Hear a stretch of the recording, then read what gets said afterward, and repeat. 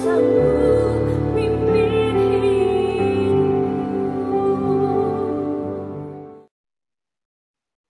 kita buka Alkitab kita masing-masing dan kita lihat nasihat firman Tuhan di dalam buku Mazmur pasal 20 ayat 6 dan ayatnya yang ke-7.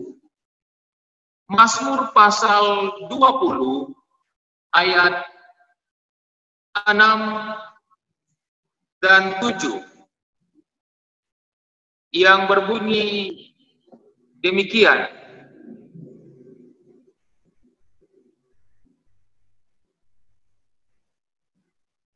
Maksud saya ayat 7.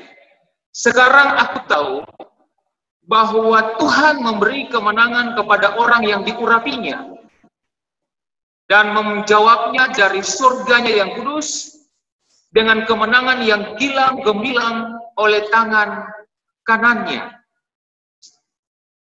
Nah, kalau kita lihat perikop daripada buku Mazmur pasal 20 ini, maka kita dapati di sana ini berbicara tentang doa mohon kemenangan bagi raja. Raja Daud berdoa kepada Tuhan. Dia sadar bahwa dia adalah seorang yang diurapi Tuhan. Pertanyaan, ketika dia berdoa kepada Tuhan, apa reaksi Tuhan terhadap pergumulan Raja Daud? Ada beberapa poin yang saya akan tekankan di dalam ayat 7 Mazmur pasal 20 yang menjadi ayat tema perenungan kita di malam hari ini. Reaksi Tuhan terhadap pergumulan Raja Daud adalah Tuhan memberi kemenangan kepada orang yang diurapinya. Daud diurapi Tuhan. Dia sadar bahwa dia adalah seorang raja dalam rawatan Tuhan, dalam kendali Tuhan. Dan sudah barang tentu, dia yakin bahwa ketika dia diurapi Tuhan, maka kemenangan di dalam berbagai hal dia akan peroleh. Karena dia punya Tuhan yang mengurapi dia. Oleh sebab itu, kalau kita lihat cerita demi cerita, pengalaman demi pengalaman daripada Raja Daud, dia memperoleh kemenangan demi kemenangan. Bahkan kemenangan yang paling luar biasa adalah ketika pertobatannya di dalam kejatuhannya. Kalau kita lihat di dalam buku Mazmur pasal 51, ini adalah sebuah kemenangan dahsyat yang dimiliki oleh Raja Daud, bukan karena kemampuannya sendiri, tetapi oleh karena Tuhan bekerja sama dengannya sehingga ada kemenangan yang luar biasa. Kemenangan yang sama saudara dan saya akan peroleh apabila kita membuka hati kita menerima kuasa Tuhan di dalam kehidupan kita, sehingga di dalam menjalani kehidupan kita di atas dunia ini, dalam setiap pergumulan hidup kita di atas dunia ini, perjuangan kita di atas dunia ini, entah sebagai orang-orang muda, sebagai keluarga, suami istri, kita berjuang untuk masa depan anak-anak kita, kita punya usaha-usaha, kita punya rencana-rencana dan tujuan, kita yakin dan percaya bahwa kita akan memperoleh kemenangan. Apalagi di dalam masalah iman dan kerohanian kita. Di tengah-tengah situasi dan kondisi dunia yang mencekam seperti sekarang ini, kita berjuang bersama-sama untuk memperoleh kemenangan. Kemenangan untuk bisa terhindar dari malapetaka yang ada, bahkan berdoa minta Tuhan agar supaya Tuhan memberikan kekuatan untuk bisa menghadapi semua kenyataan yang ada. Dan terima kasih, Pendeta Tomatala juga punya kesaksian yang luar biasa bahwa dengan pergumulan dan perjuangan yang dahsyat, beliau memperoleh kemenangan. Dan kemenangan melewati pergumulan hidup, sakit penyakit yang beliau derita, itu bukan karena kemampuan beliau sendiri, tetapi itu semua oleh karena ada kuasa Tuhan yang dahsyat, yang nyata bagi kehidupan beliau, sehingga beliau memperoleh kemenangan. Daud diurapi Tuhan.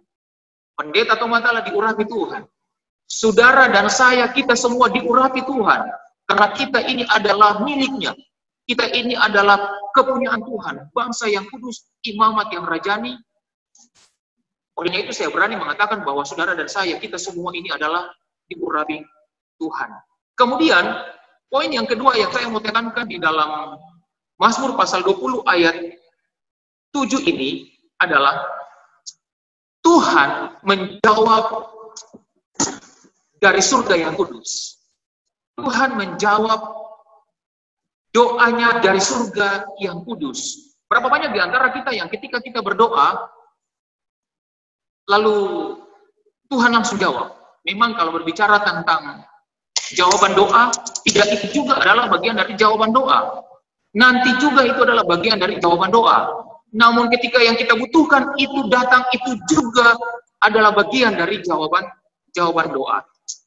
Mari kita baca di dalam buku 2 Tawari pasal 7 ayat 14 membuktikan bahwa dari surga jawaban doa itu Tuhan berikan untuk saudara dan saya ketika kita berdoa dengan sungguh-sungguh.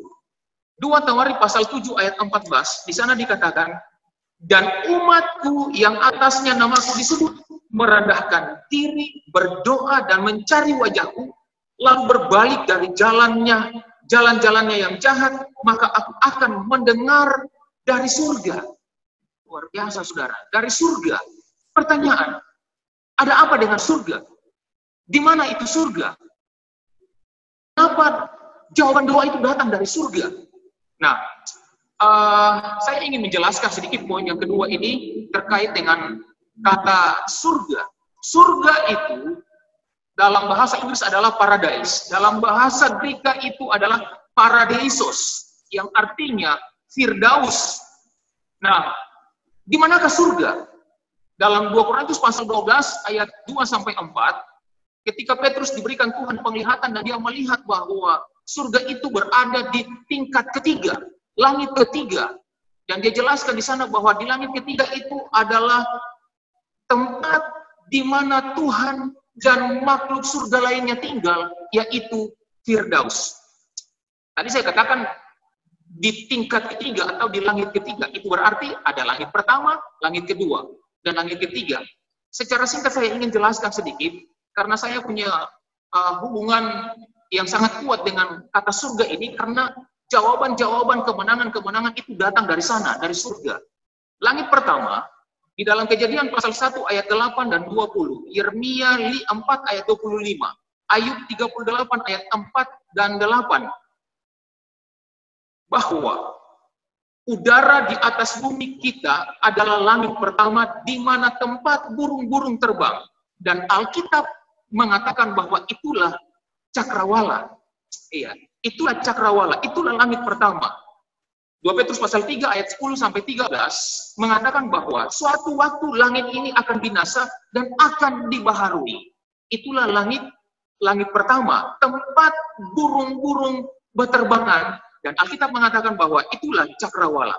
Sedangkan langit kedua, Wahyu pasal 2, maksud saya, Mazmur pasal 8 ayat 4 dan 5, dan Mazmur pasal 19 ayat 2 mengatakan bahwa langit kedua adalah tempat di mana matahari, bulan, dan bintang-bintang berada. Itulah langit kedua. Sedangkan langit ketiga, ini yang menjadi penekanan saya, Wahyu pasal 2 ayat 7 dan Wahyu pasal 22 ayat 1-2 mengatakan bahwa langit ketiga itulah surga, Firdaus. Yang di dalam Lukas pasal 23 ayat 43, seorang pencuri di sebelah kanan Yesus yang berkata, ingatlah akan aku. Lalu Yesus berkata, saat ini aku berkata kepadamu, sesungguhnya engkau bersama-sama dengan aku di Firdaus. Itulah surga. Itulah langit ketiga.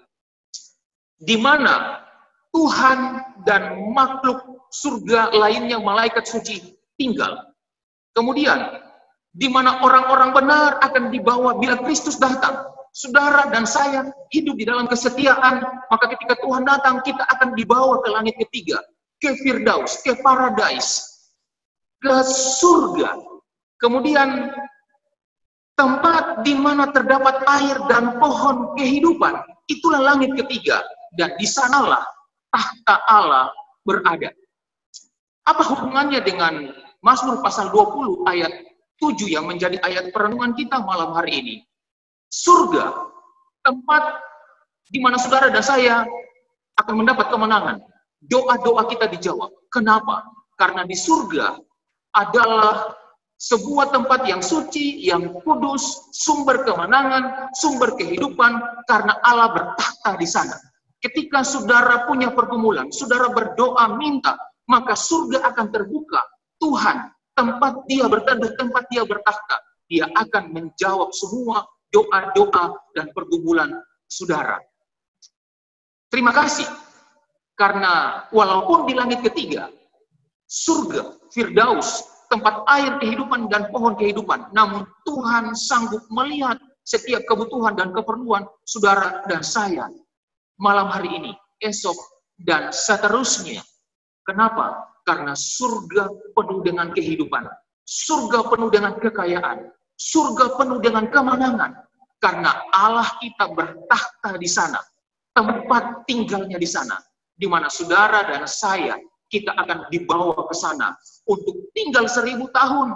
Setelah itu kita akan turun ke dunia ini ketika diperbaharui dan hidup kekal selama-lamanya. Saudara-saudara yang kekasih, dengan tangan kanannya, ini merupakan sebuah instrumen yang menggambarkan tentang kemahadahsyatan Allah, kekuatan Allah yang sanggup memberikan kemenangan kepada orang-orang yang diurapi, bahkan memberikan jawaban-jawaban pasti di dalam kehidupan saudara dan saya, bukan saja kepada Raja Daud, tetapi saudara dan saya. Dan oleh sebab itu, pelajaran kita malam hari ini, di ayat yang ke-8 bagian terakhir mengatakan, kalau kita mau bermegah, kita bermegah bukan karena kekuatan kita. Kita mau bermegah oleh karena nama Tuhan. Kita mau bermegah karena Allah kita yang hidup, yang selalu memenuhi setiap kebutuhan dan keperluan hidup saudara dan saya. Tentunya kita berterima kasih untuk pengalaman Raja Daud yang dahsyat ini. Kita berterima kasih untuk pengalaman Raja Daud yang dia merasakan bagaimana campur tangan kuasa Tuhan yang sungguh besar di dalam kehidupannya. Pertanyaan, berapa banyak di antara kita yang malam hari ini lewat aplikasi Zoom ini rindu punya pengalaman yang sama seperti Raja Daud? Saya mau pastikan bahwa kita semua punya kerinduan yang besar bahwa dari langit ketiga, dari surga, paradise, Firdaus, tempat air dan pohon kehidupan di mana Allah bertahta, surga akan terbuka, langit akan terbuka, dan mencurahkan berkat yang besar untuk saudara dan saya. Itulah kuasa surga, itulah kekuatan surga, itulah power dari paradise, dari surga untuk saudara dan saya. Mengakhiri akan renungan singkat saya di saat ini, saya ingin membacakan sebuah nasihat firman Tuhan, tulisan Mrs. White di dalam buku Kerinduan Segala Zaman, jilid 1 halaman 379. Di sana dikatakan seperti ini.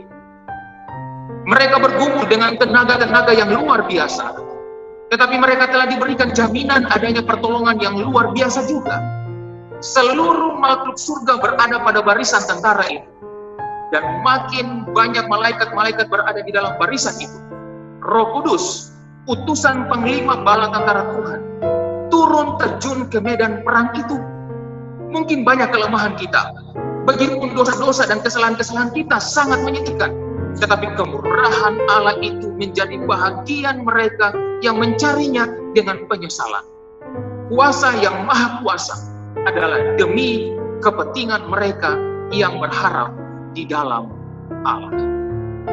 Saudara-saudaraku yang diberkati Tuhan, ingat, kita punya kuasa yang besar dari surga. Karena Allah kita berdiam di sana. Allah kita akan memenuhi segala kebutuhan hidup kita, memberikan kepada kita kemenangan, menjawab doa-doa kita dengan tangan kanannya yang penuh kemenangan, dan layaklah kita bermegah oleh karena nama Tuhan. Tuhan memberkati kita semua. Terima kasih untuk kebersamaan kita malam hari ini. Terima kasih kesaksian, terima kasih untuk lagu pujian, terima kasih untuk umat-umat Tuhan dimanapun berada. Adalah doa dan harapan saya bawa dalam nama Yesus. Amin.